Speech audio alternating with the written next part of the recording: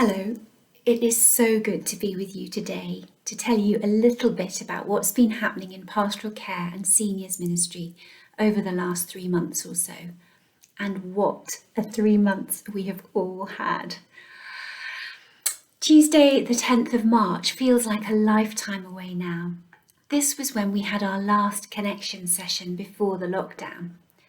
We had realised before this time that we had to close connections temporarily, and actually it was really good that we'd come to this conclusion before that session, as we were able to tell our guests what was going to happen, make sure we had as many contact details as possible, as we knew we would need to be able to get in touch with them all. Of course, none of us could have anticipated at that point just how long the lockdown would continue for, and of course, for many of these precious ones, they are still having to be so careful and remain at home. Julia, Helen and I immediately went to work on making plans for how we were going to be able to keep in touch with all our guests. Spreadsheets were drawn up, we allocated each guest to a couple of connections helpers or someone from the pastoral team to call them regularly. One thing we very quickly realised was that many of our helpers were actually over the age of 70, so they were advised to stay at home also. But they could, of course, still call people, and my goodness, they have been amazing doing this. We needed to recruit more younger helpers, a sort of second tier, if you like, to be able to do more of the practical things like shopping, running errands, picking up prescriptions, fixing garden fences. Yes, that was one request. We've called this operation, if you like, the Cascade of Care. And I have to say, it has worked beautifully. All involved certainly springs to mind. We set up a care line using a specific mobile phone for this, which has been manned every single day. And this number has been given out to all our older, more vulnerable ones to call if they need anything at all. I will just say, if you are having to stay at home and you live by yourself for weeks and weeks, this is really, really tough. So having someone lovely to chat to on the phone has meant so much to so many. We're supporting and caring for well over 100 older people in this regard. Similarly, we set up a specific care email address, which has been really helpful.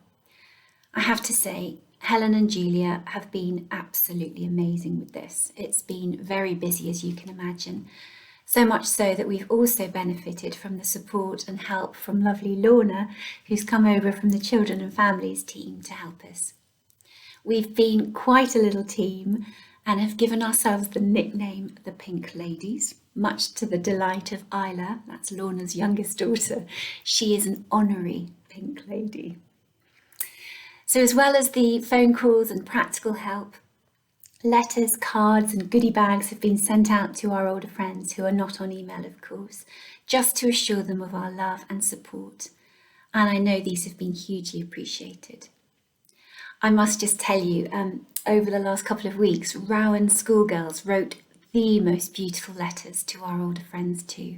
Some of them were just delightful, assuring them that they were not forgotten. And this was all coordinated by the wonderful Julia. We've tried really hard to continue to support our pastoral team and connections helpers too. This has all been done on Zoom, of course, a new experience for us all. I have to say the best Zoom meetings are our connections helpers ones. I love them. They are colourful and chaotic and wonderful. We just can't find enough ways to thank all our volunteers and all the extended team too for their incredible support, love and care for so many at this time. One frustration for me has been the fact that there just aren't enough hours in the day to keep in touch individually with absolutely everyone. I wish we could, but we just haven't been able to. We've had to rely on this cascade of care and it has worked really well. Actually, these helpers all got goodie bags too, just a tiny, tiny token to try and convey how grateful we are.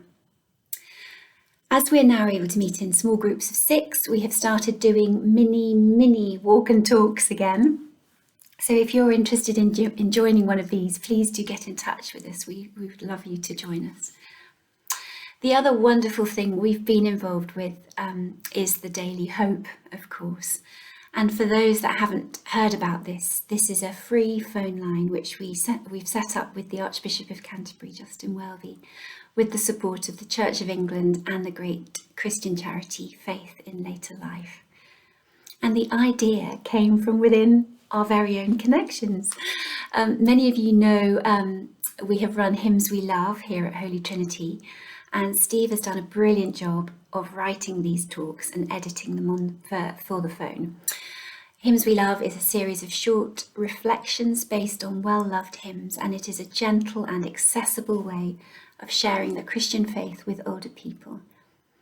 The Daily Hope is available 24 hours a day, it's free, and it's been a wonderful way of bringing church, hymns, prayers and reflections into people's sitting rooms, especially for those without internet access.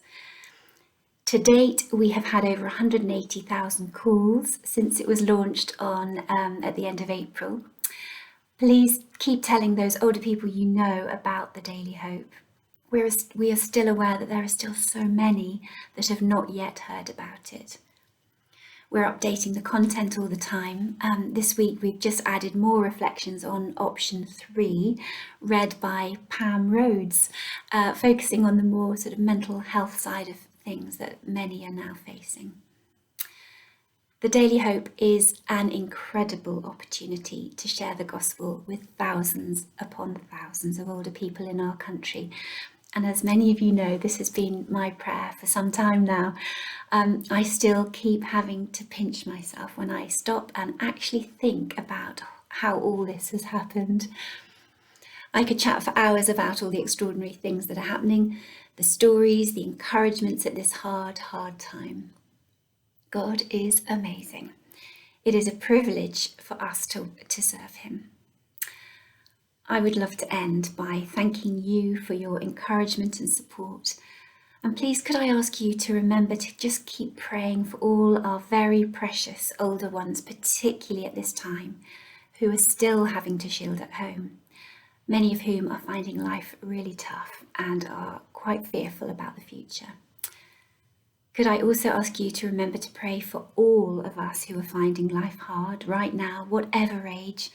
Life really is so very different for us all right now, whether we are children not being able to be at school, university students, or parents trying to homeschool our children and work at the same time from home.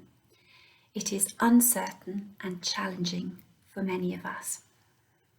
I thank the Lord that the verse we shared many times with our older ones at the beginning of this coronavirus crisis is still the same today, and it will be going forward. It's from the beginning of Psalm 46. God is our refuge and strength, a very present help in trouble. Therefore, we will not fear. Thank you.